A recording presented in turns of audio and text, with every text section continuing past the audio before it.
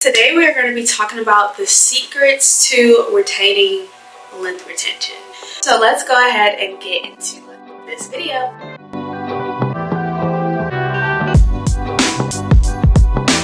So I don't know if you guys have watched my Instagram lately, but I have been posting the reels on how I have been retaining length retention and also seeing hair growth. Yeah, that's right, hair growth in a matter of 4 months to less than a year. So today we're going to be going over what I do to make sure that my hair is retaining length and obtaining length with my natural hair routine without having to strain your wallet or your mind. So first thing I want to say is, first, do the water test. Take a strand and do a water test. This will determine if you have low porosity hair or high porosity hair.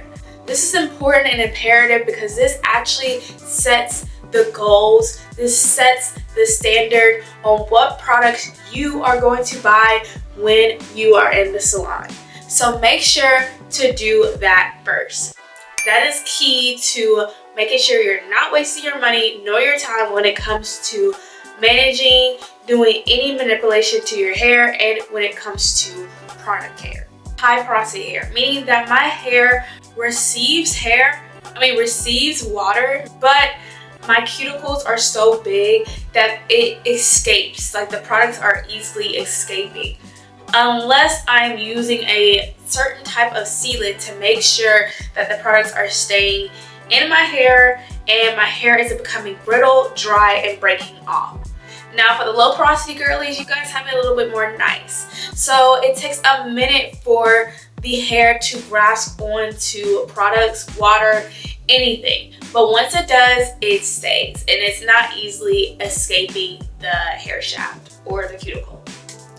So once you determine your porosity, next you want to create a simple, realistic, say with me, simple, realistic hair care routine.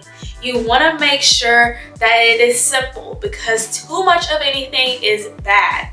No matter how healthy it is, too much of anything is bad. So you want a simple, realistic hair care routine.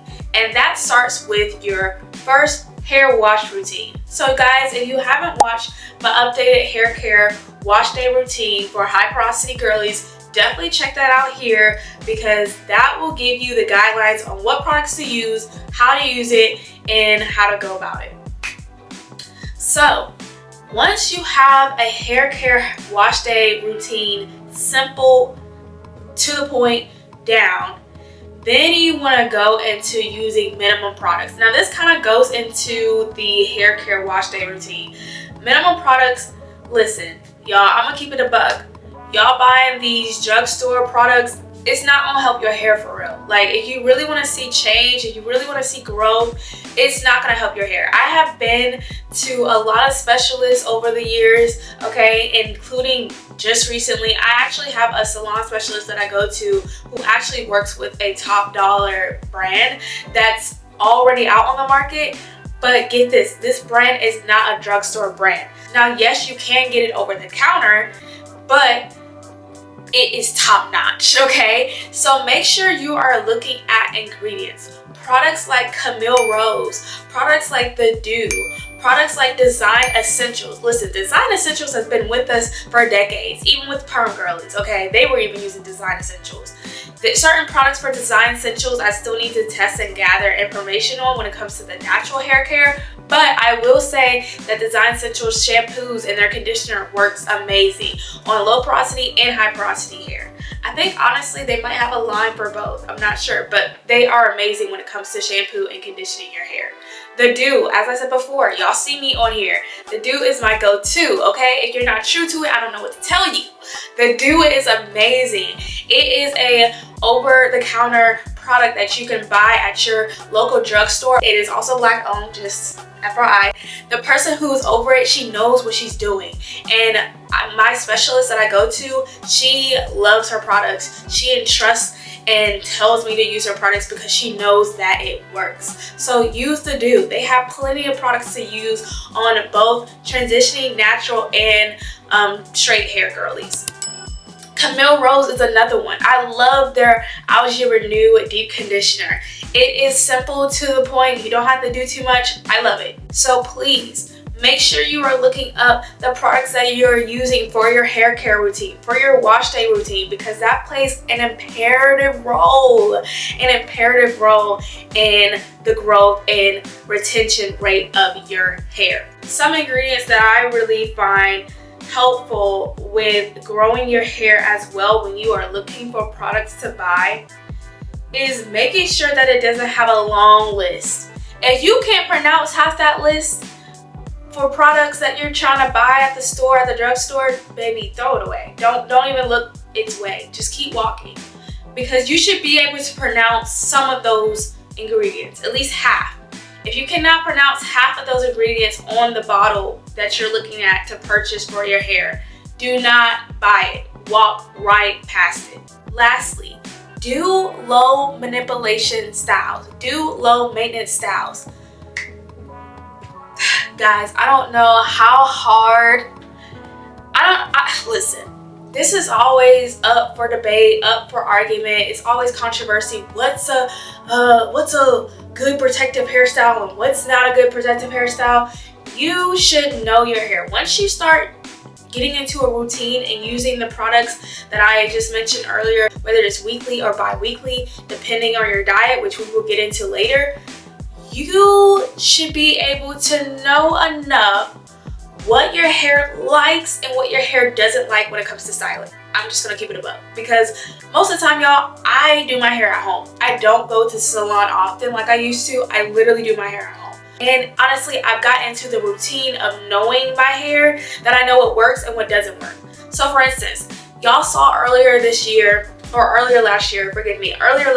I was doing braids, and I was doing them on myself, by the way. Back-to-back protective braids, large braids, small braids, medium braids, and I was adding that extensions to my hair, not knowing that later down the line, it caused so much breakage and so much dryness with my high porosity hair, which led me to my big chop in September.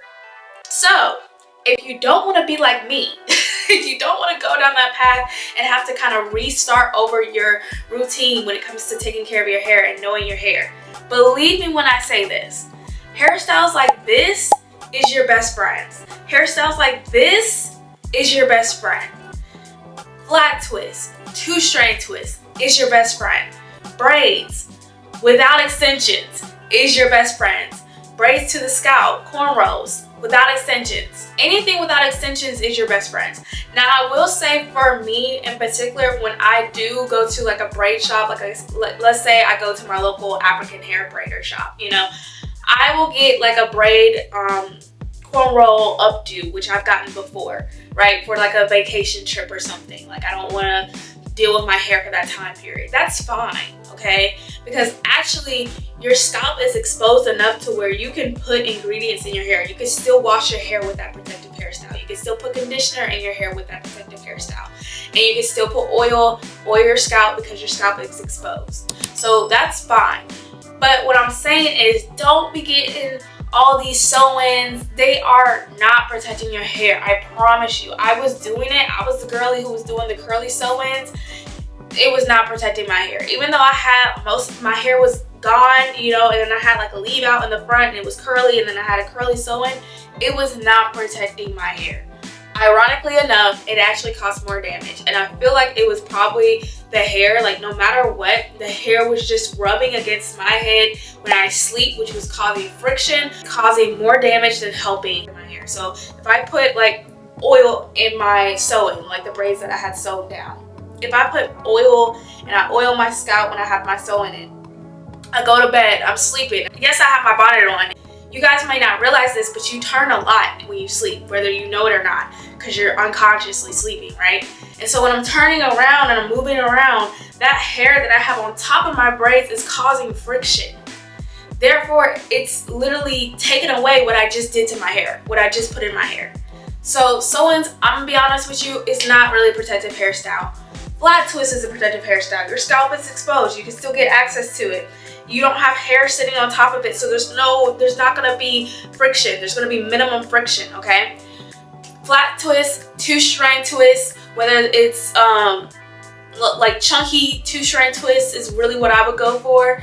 Mini twists, I can see it being protected, but over time it's kind of hard because what I've gathered is that if I were to install mini 2-strand twists, my scalp is not as exposed because I have all these twists on my head, if that makes sense. So therefore nutrients are gonna be hard to obtain on my scalp. Like my scalp is gonna be hard to gather those nutrients because I just have mini twists all over. But if I do like chunky twists, medium twists like this size, then I'm good. I'm still able to retain length. Mini braids, it's the same thing with mini twists. I don't really see that retaining length. But I would definitely say like medium braids, medium to large braids, because you're able to access those ingredients to your scalp accessibly without having to do a lot of manipulation. Last thing I want to say is have a good diet. What you put in yourself is what you get out. So that means what you eat is what you get out. So if you're not taking care of your body, if you're not taking care of what you put inside your body, what you eat, don't expect results from your hair. No matter how much natural ingredients, if you're putting fenugreek, Ayurvedic oils, that all doesn't matter if you're not eating well. I'm just gonna keep it a buck. So make sure you're keeping a good diet. You are getting the right amount of protein, that you're getting the right amount of carbs, that you're getting the right amount of vegetables. Make sure you're having an evenly distributed diet when you eat. We all have our cheat days. We all wanna go out and splurge for every now and then. But just be mindful of what you're putting in your body because that actually does play a role in your hair health and the longevity of it and with length retention. So if you guys enjoyed this video, give it a thumbs up. Let me know in the comment section what you thought about this video. And I hope to see you guys in my next video. All right, I'm gonna see you guys later. Bye.